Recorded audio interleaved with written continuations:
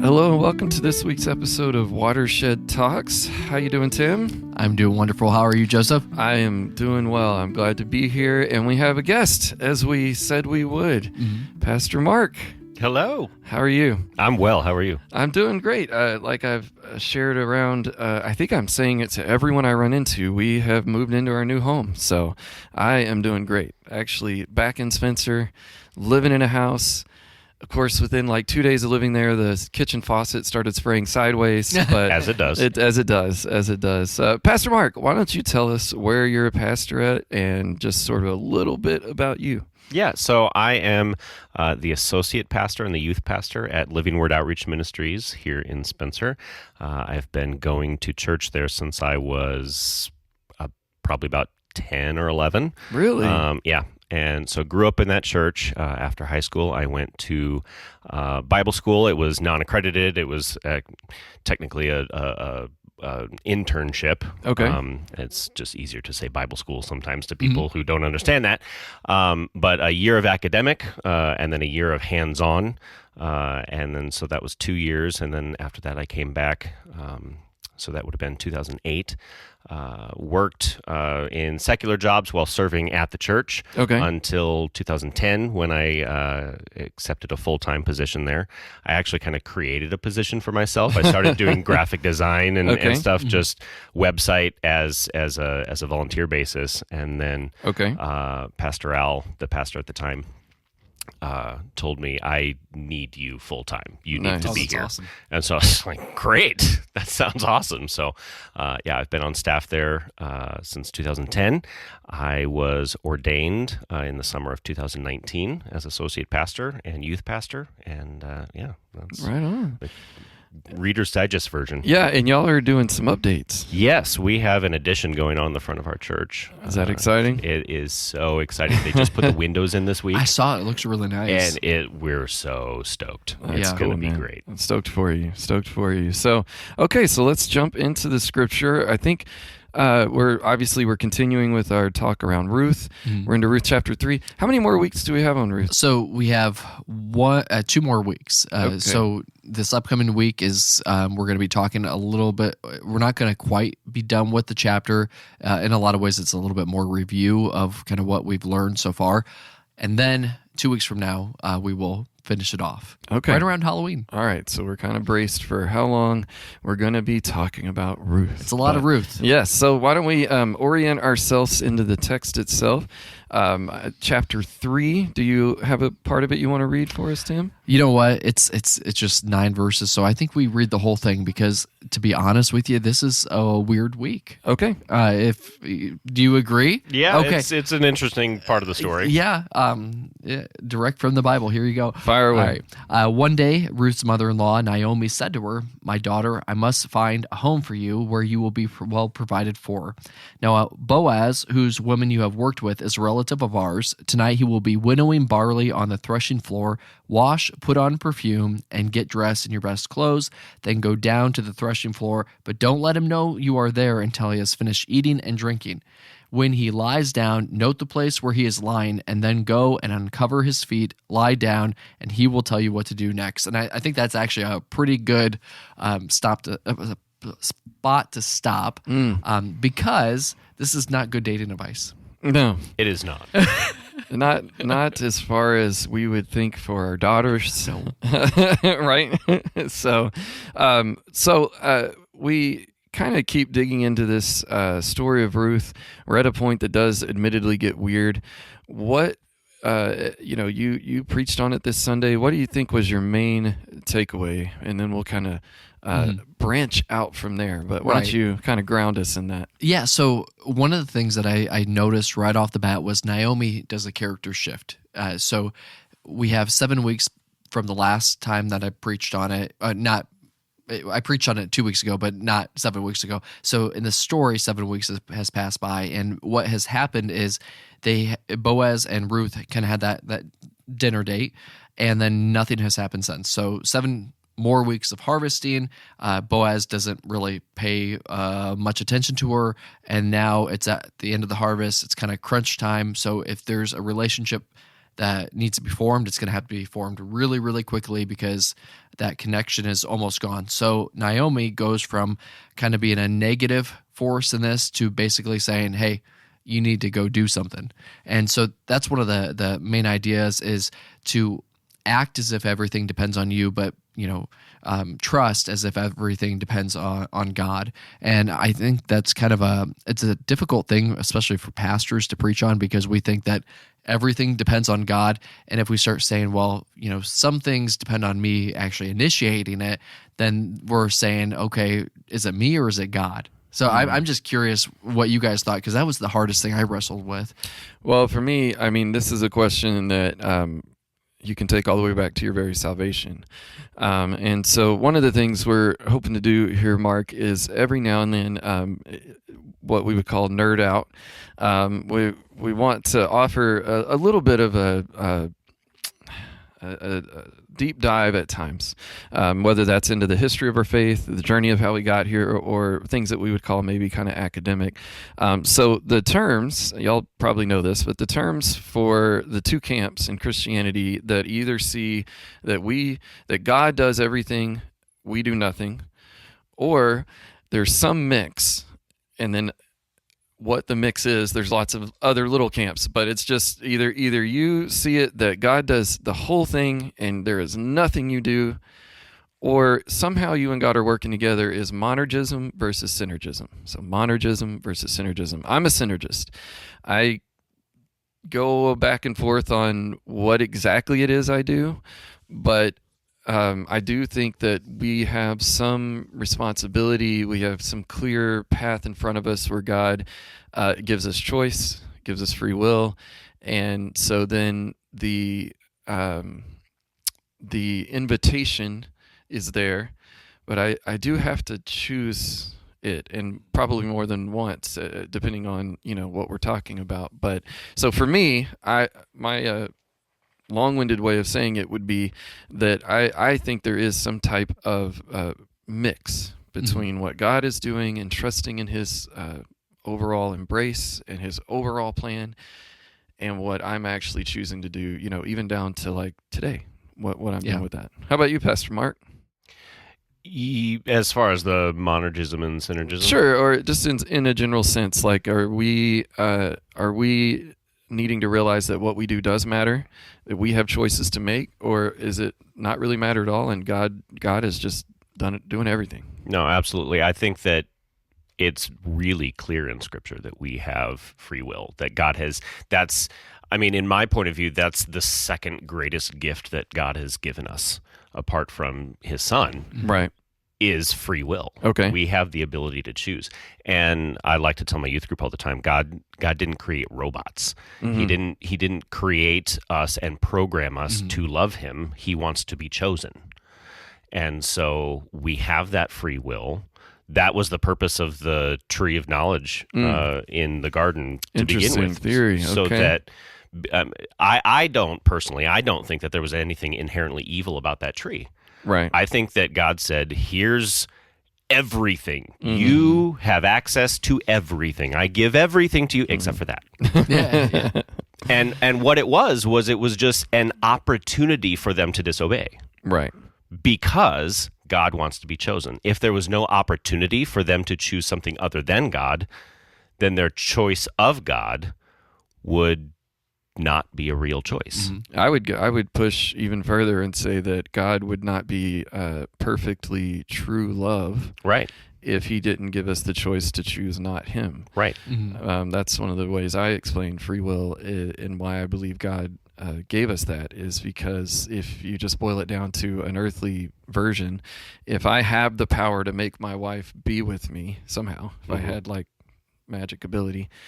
It's called Axe body spray. Apparently, yeah. According to you're aging yourself there. But yes, I know what you're talking about. According to those commercials, that wouldn't be me truly loving her. Right. If I did somehow have the ability to take away her choice, and she's going to love me. That's not true. That's not true love from me to her. And I know God, of course, he if there is true love anywhere, it's God. And so I think it necessitated that we had that choice. But your thoughts, Tim? Yeah, so this, I don't know if I'm going to differ from you guys or not, but so went to a Presbyterian seminary like you, and so the Presbyterians would say we have total depravity. So we can't make any choice that's godly because we are so sinful that anything that we choose is naturally going to be evil. So then I think about, okay, well, if all my actions are marred by sin, then what hope do I have to make any kind of choices that can help further the will of God? And then I think about how John Wesley would say, well, okay, so Calvin, I understand this, John Calvin, way dead guy. And so he would say, well, John Wesley would be like, all right, yes, there's total depravity, we're all sinners, but there are moments in which we encounter the grace of God, that love of God that kind of infiltrates our life. So we don't necessarily make good choices on our own. We make good choices when we're influenced by the grace of God that's in our life. Yeah. And so that's where synergistic yes. It's to me it's muddy. It's gray. It's hard. There are many things about our faith. The Trinity is one of them that we just have to I think at some point we have to just accept that it's a mystery. But so Luther, who started the Reformation, has a doctrine he calls incurvatus in se, which is Latin for to be curved in on oneself. And so he, going to your point that we don't have the ability to choose a good choice, right? So he sees he defines sin as basically pride, selfish ego. And so if you can imagine like a person like bent over, like with their head like just looking at themselves, kind of, that's that curved in on oneself. He just thinks that without God's grace we can't make those choices. The question then becomes, well, okay, and to get Wesleyan, Wesley has like 5 different kinds of grace, which we won't bore you with that now, but the question then is, well, is that grace available to all? Right. And if that grace is available to all, then that does come back around to we have like an accountability to make those choices, to act upon that grace. Maybe that grace is where we're getting that ability to make that choice. Who knows? So, so this is one of the. Sorry, I'm stopping you because I got really excited. So, one of the things that's really cool about John Wesley, who, Calvin would say you can't do anything good apart from God, and John Wesley would say, like, okay, well, here's the counter to that. Each one of us can act through the grace of God, and he calls that prevenient grace, or common grace is what they call it in other circles, where it's God's love all around us and we can act on that. So you can see non-Christian people being good, I'm using quotation marks, good people doing good things, and they're acting on the grace of God that is just everywhere. Sorry, I got really excited. I also have an energy drink over here. Oh, okay. That's all right. No, please interrupt me at any time when you're excited. That's awesome. Anyway, so Ruth's going in. Do we understand the scene here, this threshing floor? Do we want to map out or paint the picture a little bit? Yeah. Go ahead. Okay, sure. So what this would be is it would be kind of like this huge area in the field where it could be kind of, is it concave where it goes down? And so what would happen is you put all the grain, all the harvest in there, and then what you do is you would take a big fork and you throw it up in the air, and then the west wind would hit the chaff. Yeah, chaff. Thank you. And and then it would just all fly away. And then the heavier stuff, like the actual grain itself, would kind of roll down into the basin where it was, collecting. And so that would be like the end of the harvest season. It was the first time in 10 years that they've really had a good harvest because the famine is now gone. And so this would have been a huge celebration. Yeah, and actually the fact that Boaz lays down here himself is quite odd. Somebody in his position spending the night to guard, because he's doing it to guard his grain. He would have had somebody else do it. What's the next in the story here? Ruth is going to go in, done up in her Sunday best. Yep. Right? Yeah. First thing, wash yourself. Okay. Right. So Now that is good dating advice. It is. Yes. That is the best dating advice. And anybody who's in middle school, yes, please take a shower every day. Public service. And that's As one in youth ministry, Oh my I gosh. approve that message. yeah. So then Naomi basically says, "Okay, let's get you ready for the ball, Cinderella." That's a quote, Dumb and Dumber. All right, and that was actually You don't like sitcoms, but you like Dumb and Dumber? Oh yeah, Oh it's my great. gosh. That was actually in the original sermon, but I'm like, okay, I got to get it done quicker, so I got to go off script a little bit, so I had to use it here. Okay. So yeah, so she gets all nice. She gets a perfume. She changes her clothes, and that's a big thing because the clothes that she would have worn up to this point, it would have been like your traditional kind of regular clothes, but it would have signified mourning. And so the clothes that she changes into it's Simlah or something like that, the Hebrew word.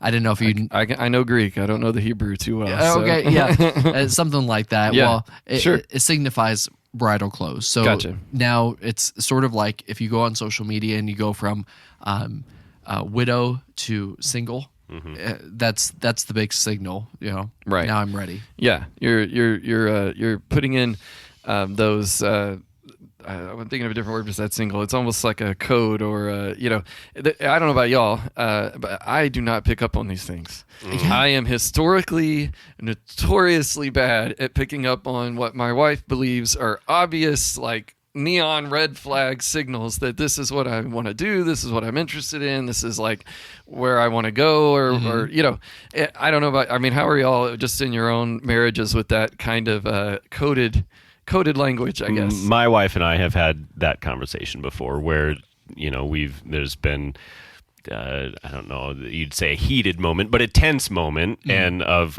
something going on in our relationship. And I will just say, oh, that's what that meant. And I will say, well, it's kind of cliche, but you need to know that men don't pick up on hints.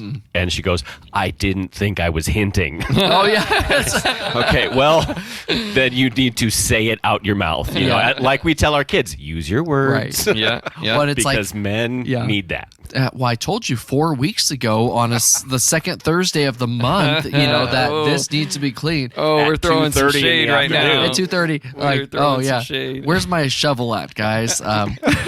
So one of the things that you're drawing from this text is a sense of how to go about doing relationship.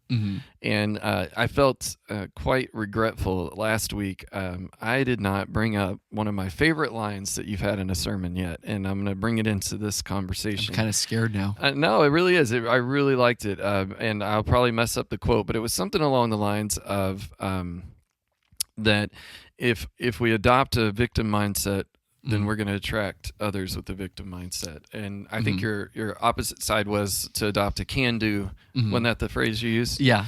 Did I say the first quote right? Yeah, if you have a victim mindset, you're going to attract people who have victim mindsets. Let me get the exact quote, and then it will sound better. But carry on. Well, I just the idea that we're have a certain energy that we're putting off, and or call it a attitude, a mental state, that this has an impact, and it's pretty well established. I think it is a very accurate idea is that we will attract those. So if we're the type to be really cynical and complaining, we're probably going to be to whether we're conscious of it or not, we're going to surround ourselves with people that like to be cynical and complain, right? Is that kind of what you're getting at? So we have Ruth. Let's get back to the story. She's going in to the threshing floor. She's in her Sunday best.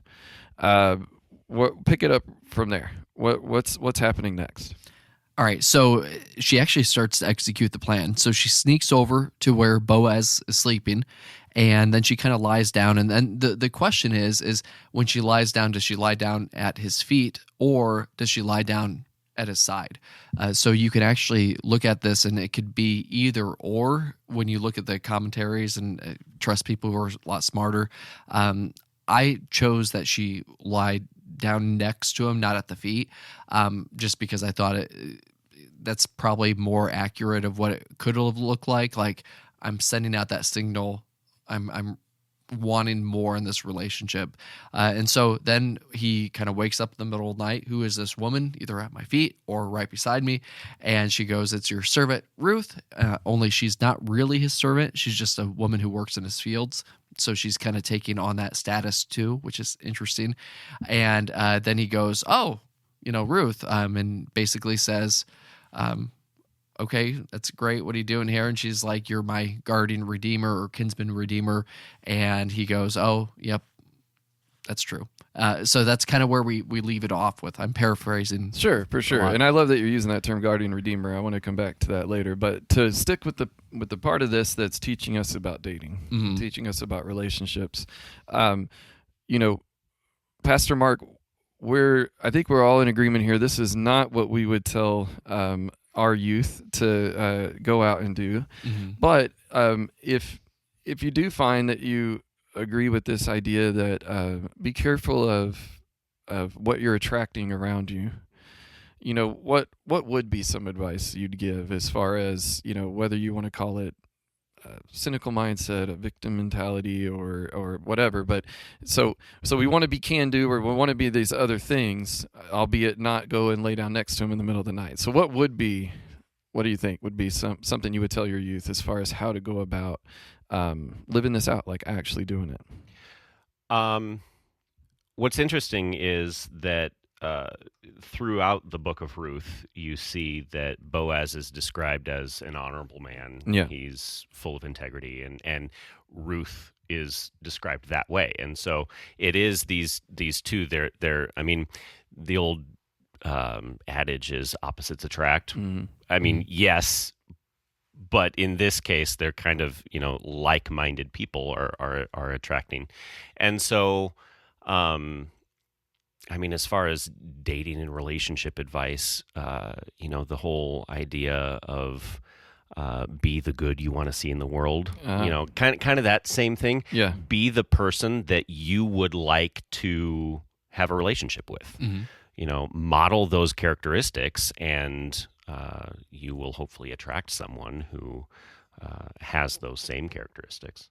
Yeah, I mean, I think that I'm sure we're going to get there, but the clear allegory here is that Boaz and Ruth are a story that mirrors Christ and the Gentiles being brought in, right?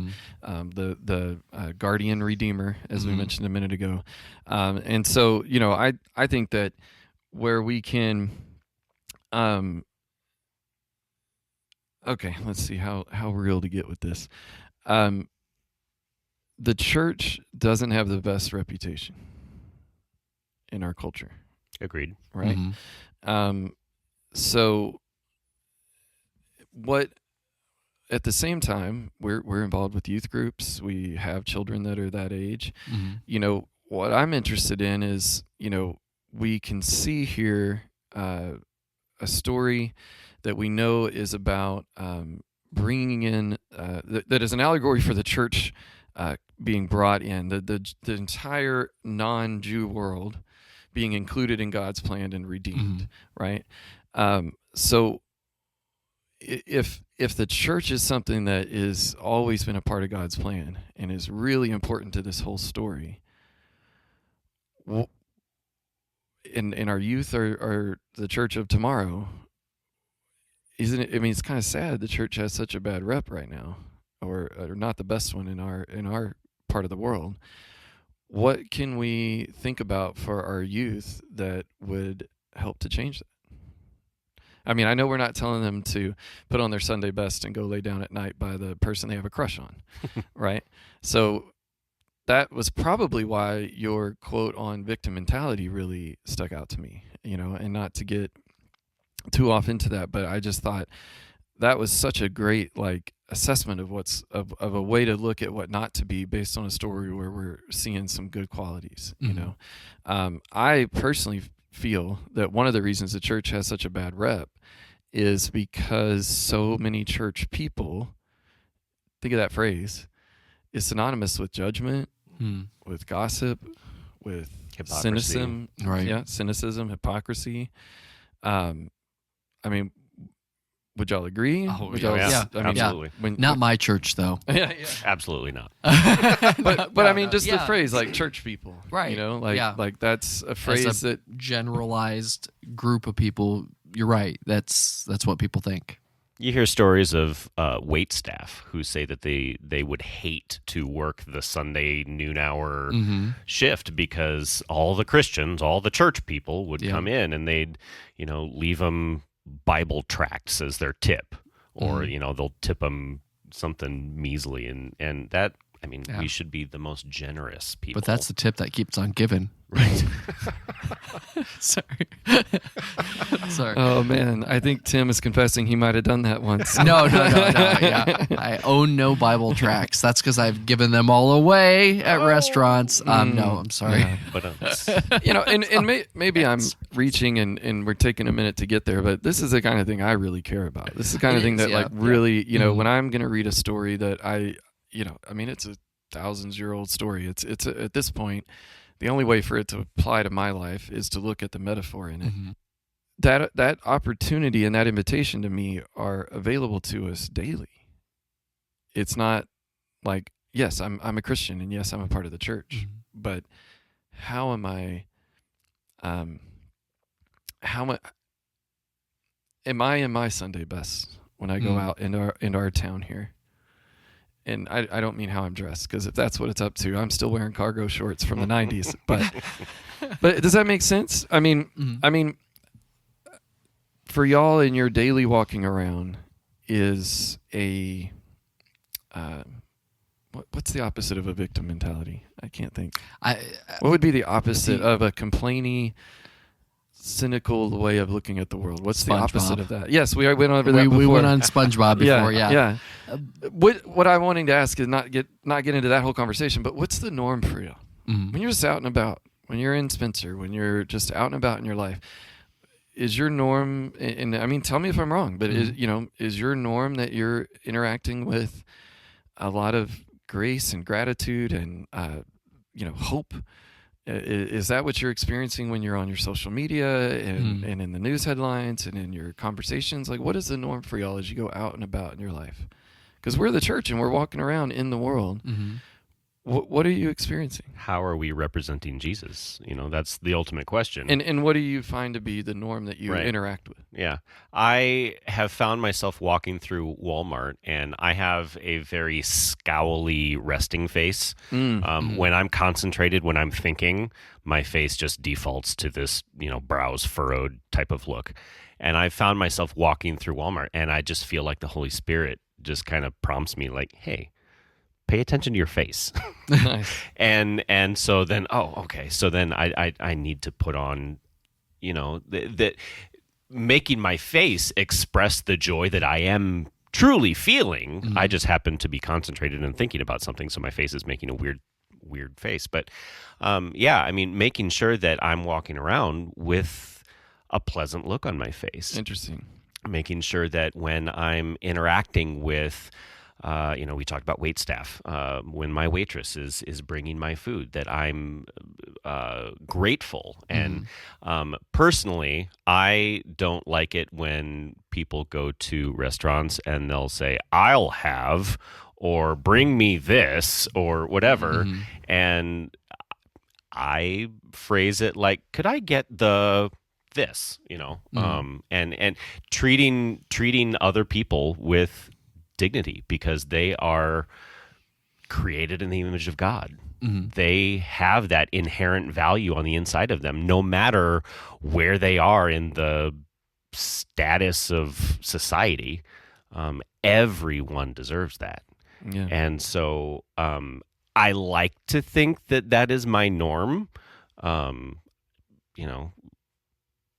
Ask some other people who are around me and find out, if that's actually the case. Well, but I do think resting scowly face is in Webster's dictionary, so I think that's a definite academic term. But I like that. But yeah, no, I mean, I did, man. How perfect that you're bringing up status. I think you have something to say, Tim, and I'll come back. I was just thinking of RS, scowly, resting scowly face, RS. RSF. Yeah, I'm dyslexic, so it was really hard for me to get there. Well done. Thank you. You were talking about Walmart and what you do, and I've read Dale Carnegie's How to Win Friends and Influence People many times, and I told my daughter who's thinking about ministry, I was like, that's actually one of the best books you can read about ministry, and she's like, well, why? That's a secular book, and I said, well, it's all about treating people in a way that builds authentic relationships. So when I'm at a restaurant or when I'm at Walmart, I'll learn that person's name, and then I'll ask them about their life, and then the next time I'm in there, it's like, oh, hey, I heard your kid was sick. How are they doing? Things like that. You build up those relationships. And one of the things that I try to do is I try to not take myself too seriously, and so when you're out and about, just be a person of joy, joke and laugh around and laugh around. I didn't even know if is that how you say? Sounds good. Joke and laugh with people, and just let people know that like they're there. Like notice people and start up conversations. And I know that sounds like really like kind of trite, but if you think about how Jesus would have interacted with people, it's like he would have gotten to know them, and would have built up relationships. And we're not going to be able to go around handing out Bible tracts to everybody and saying, here's the road to salvation or anything like that. But I think what people want before anything is they need to know that they belong and that people notice them. Yeah. So, I mean, you're just going back to this status, dignity, that they're there, they're noticed, they're belonged. In Isaiah 54. So I want us to think about Ruth as the place she stood in society at that time, and we've laid that out before, but just as a recap, I mean, widowed, foreigner. If you're talking about status, she's way down. I think, Tim, if I remember right, you even said it's like even below children or something. Yeah. So if you have the chain, she's way at the bottom or at the bottom. Yeah. In Isaiah 54, there's a classic text where the prophets in the Old Testament times would often use the symbols of these kinds of things to stand in for the nation of Israel, right? So they might talk about the relationship between God and Israel like a marriage, right? And so in this chapter, is it okay if I just read it real quick? Yeah. He says, "Don't fear because you won't be ashamed. Don't be dismayed because you won't be disgraced. You will forget the shame of your youth.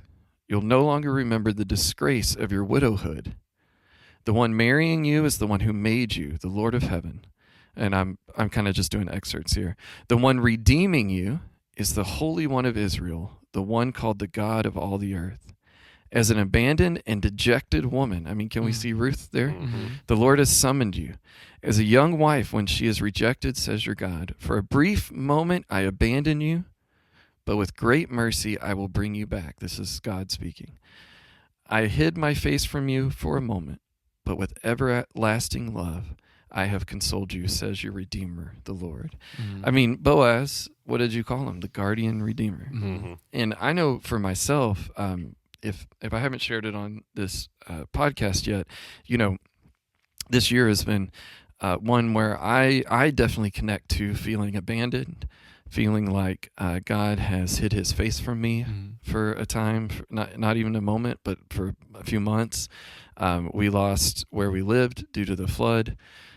We've been living out of suitcases, and I mean, granted, like in somebody's home that they graciously opened up for us, but nonetheless without a place of our own. To be frank, I lost my job this year, just about a month before losing where we lived because of the flood. I mean, it has been a moment, a long moment of feeling. When I read these words, I feel like, yeah, God, you did abandon me. Like, yes, I feel like you hid your face from me. And of course, that's not, thankfully, the end of the story. And it makes me think about this invitation of Christ, of God as the Redeemer, of yes, these tough parts of our journey are here, but am I to just take that redeeming am I to just take that redemption and run with it, or am I supposed to share that? If God chose Israel, and then through Christ has chosen those of us who have come second, Mm-hmm. is that chosenness just for me to keep, or am I supposed to share that feeling of chosenness with others? The thing where you said just to be noticed, just that they're, I think you even just said it's very simply, you said that they're there. Mm-hmm. I mean, what is that? That's a really simple way to put it. Like, when you're saying that one way to live this out is just to let people know they're there, what do you mean by that? So one of the things that, and I think about, and this, I don't mean this to be political or anything like that, but you guys all kind of grew up when like LGBTQ kind of stuff was starting to really really got more in the public eye. And I grew up when the AIDS epidemic was really, really, going strong. And there were gay men who continually were dying left and right. And nobody knew what was going on, and nobody even knew what to do. And then you had people who were Christians who were saying, well, this is the judgment of God upon them. And then in the midst of all this stuff happening, there's a moment, you can Google it, where Princess Diane, she goes and visits this clinic, and it's basically a hospital where all these gay men are dying. And at the time where she does this, it's taboo to touch a gay man. It's taboo to touch somebody with AIDS or HIV. And what she does is she grabs his hand and she shakes it, and she kind of comes in. And I think that image for me shows what it means to notice that somebody's there. It's like, I see you in your pain. I see you, and I recognize your humanity. And there's something in having somebody else who steps into that moment where you're at your very lowest, where nobody else wants to even see you for the person that you are. They just see you as a disease or some kind of God's wrath. And for her to do that, to just reach out and put her hand there, that's a powerful thing. Yeah, I think it lines up perfectly with the text. Boaz at the end says that you must not go empty-handed to your mother-in-law. I do not want you to go back empty. Right? What if we as the church walking around Spencer? Oh, okay, I got to nerd out for just a second. Verse 11. Could you read me from your translation? Either one of you. Verse 11. I'd like to know. There's an interesting Hebrew word here that gets translated different ways. From Isaiah 54? No, Ruth 3:11. Okay. Ruth 3:11. What I want to know. I've got the Christian Standard Bible. All right, let's hear it. It says, "Now don't be afraid, my daughter. I will do for you whatever you say, since all the people in my town know that you are a woman of noble character." Okay, and was yours? Yeah, I have NIV, and now my daughter, don't be afraid. I will do for you all. I will do for you all you ask. All the people of my town will know that you are a woman of noble character. So that all the people of my town, some translations, my fellow townsmen, that word there is actually just gate, just the word gate. And it's so if you're very, very literal, it says all my gate people. Okay, and of course we know when we look back that the gates of the town were very important. It's where a lot of the market was happening. It's where what we would call like barber shop type conversations, right? Also even courtly things. Actually, I was going to say next week we're going to talk about how Boaz redeemed her at the gate of the town. At the gate, right? Yeah. And so why am I bringing all this up? Well, there is something about her existence in this place, the way she's gone about living, that the people at the gate know of her at least. Oh, that's good. Right? And somehow, this is probably going to get into that synergism versus but somehow in all of this, there's a reciprocal response in Boaz that he does not want to send her away empty. And so for me, when we're talking about how to be the church in Spencer, that's almost kind of a way to describe what we mean what we want out of these interactions that we're talking about as we go about our lives. What if I realized that if I had RSF, resting scally face, in all my interactions with the people in this town, my friends, my acquaintances, even strangers, if I thought about, I don't want to interact with people in a way that sends them away empty. Mm-hmm. Does that make sense? Yeah. Right. I mean, what are y'all's thoughts? But they had something. They were able to. They were a little. They got a little bit of a filled up. Mm-hmm. I don't know. They got a little something in the tank. Mm-hmm. After we interacted, instead of either empty or taking away. Can I share a Sure. story of this? So, Yeah. Anytime that I have to call up like call centers, I always feel really, really bad for them because I'm like, that. I think that would be, for my personality type, I would hate just doing business like that all day, and people are usually always angry and things like that. So, my card got hacked, so I had to get a new one, and so it meant that the card I had on file did not charge for that month. So I called up our dental insurance place, and the person's like, "Hi, this is Alicia or whatever it is, and what can I help you with?" And I said, "Well, Alicia, I'm kind of having a bad day. All of my teeth fell out, and I'm wondering if our insurance covers this." And she pauses, and I'm like, "Oh, I'm just joking with you, Alicia. I just did," and she just starts laughing, and I think about that kind of stuff because just a little bit of a joke. She said this. She's like, Tim, you just made my day. You made my week, and just being that light, that joy. Yeah, definitely. Mark, I want to hear just a little bit as we kind of come to a close. What is it you love about Living Word? Living Word serving this community. What do you?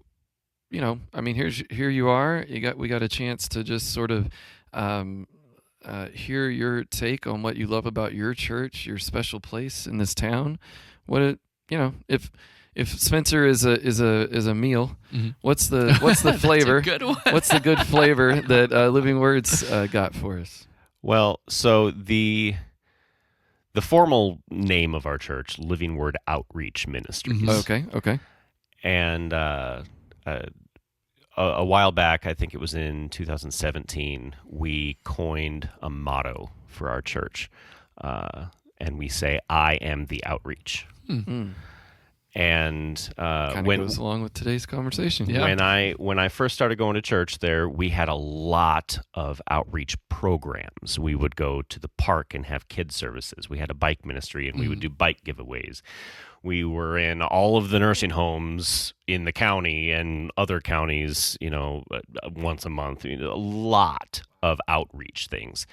Well, that was a full-time job for a lot of volunteers. Mm-hmm. And so they got burnt out, and those things one by one just kind of fell away. And I remember having a conversation with God saying, we don't have these programs anymore. So is it time to change our name? Like, what are we doing? And I just felt that he said, "No, you are the outreach." And then he just kind of ministered to me that everyone who comes together, and I mean, this can be spoken of any church, but whenever we assemble on a Sunday morning, every individual who comes can and should be the outreach of that particular body. And so we just put words to that, and now we say, "I am the outreach." And so we encourage our people that, look, you guys are the ministers. When we look at Ephesians 4, we see that pastors are there for the equipping of the saints to do the work of the ministry. And so we don't shy away from empowering our people to do ministry.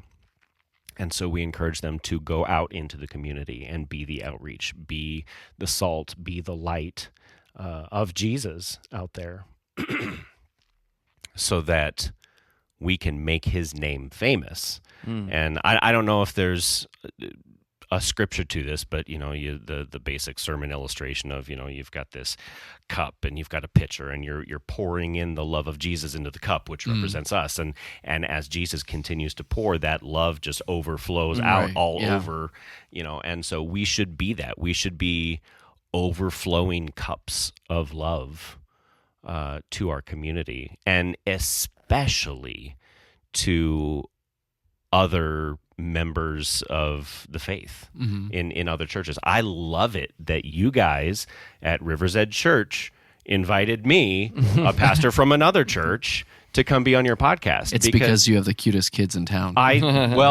You do. Yeah. I mean, they're pretty adorable. I mean, they are. We just got my middle child, Truett.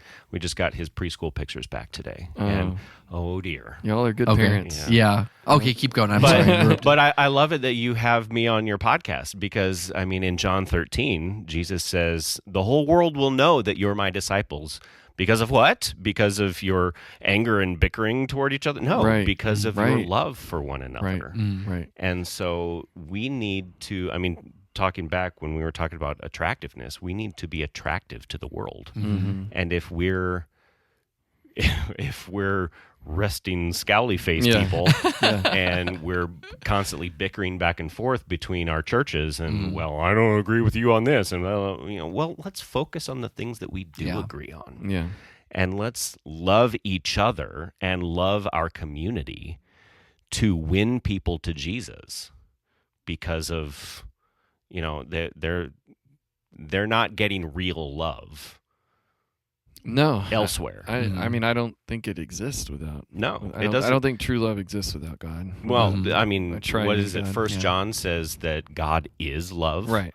I love to tell people God is love. He doesn't have love for you. Right. He is love for you. That's great. I also love, since we're on love, to work together like this. I think there's, the day has come for us to join with all of our faith community in this area. So we're definitely glad to have you. One of the things we like to close with, and I think we've kind of already been doing this whole conversation really, but we'll just do a little recap, is how we practice this.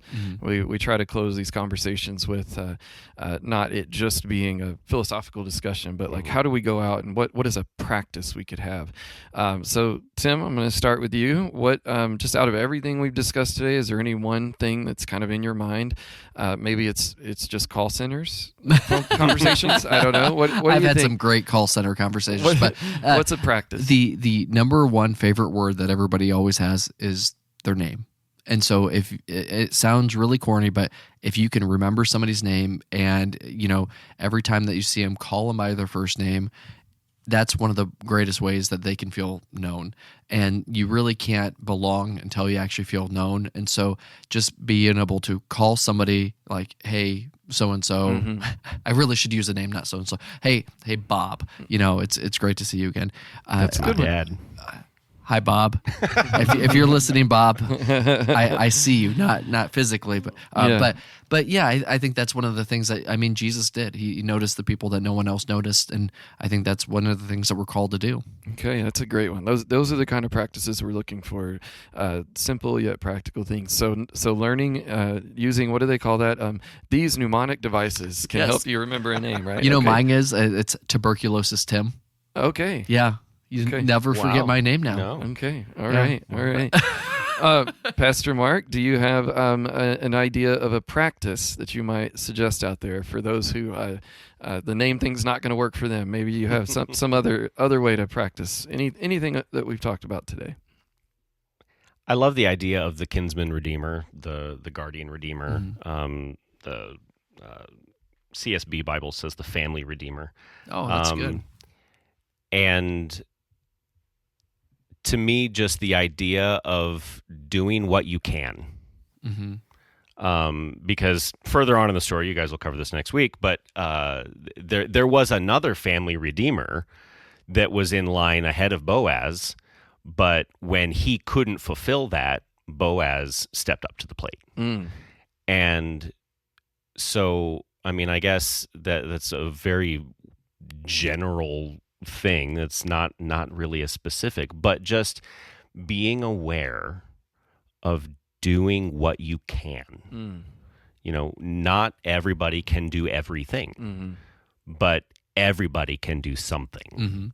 And so just looking for those opportunities of what am I able to do? And then be willing to be inconvenienced to Yeah. do those things. Yeah, I think the desert father said to be on the edge of uncomfortable. Yes. Just that's where you can grow. But, Yeah. well, that's good. Mine would be I'm going to actually read a verse that's a little bit further down in the same chapter in Isaiah. So he says, God is saying, these are like the days of Noah for me. When I promised, to Noah that the waters would never again cover the earth. I'll have to take that up with him after my experience this year. He says, I promise not to be angry with you. The mountains may shift and the hills may be shaken, but my faithful love won't break from you. My covenant of peace shall not be removed, says the Lord, who has compassion for you. Have you ever been driving along and you're in a negative broken record loop mentally? Mm-hmm. Yeah. Have you ever noticed that and said, okay, I'm going to stop thinking about that offensive thing that I'm just going over and over, and then like 10 minutes later you realize all you've done is you've driven down the road is think about it? Yeah. It's So- kind of like saying, don't think of elephants Yeah, right now. What or do you think of? Don't eat from this tree in the middle of the Right. garden. Yeah, exactly. So I think we're not really created to not be things, and we really struggle. And we're joking, but you're making a good point that the moment we try to tell ourselves not to do something, that's a recipe for failure. So what I want to suggest as a practice, really for myself, is to remember this here, that there is a covenant of peace from God that won't be shaken. And even though there's times when his face feels very hidden, I mean, according to this text, he even did hide it from them. Mm-hmm. They didn't just feel that way. It was what happened. I think the practice is called centering, is a word for it. Another idea would just be a moment of contemplative prayer, to just, it's like taking a deep breath, right? Counting to 10. I think that's my practice for the week is to notice when I'm caught up in the stressful broken record, and just take a deep breath and remember that God's peace is there. So, well, guys, thanks for being here. Really appreciate the time and the conversation, and I guess we will just be back next week. Yeah. Have a good Sounds day, Tim. Thanks, Mark. Thank you very Have much. a good day. Bye now. Bye.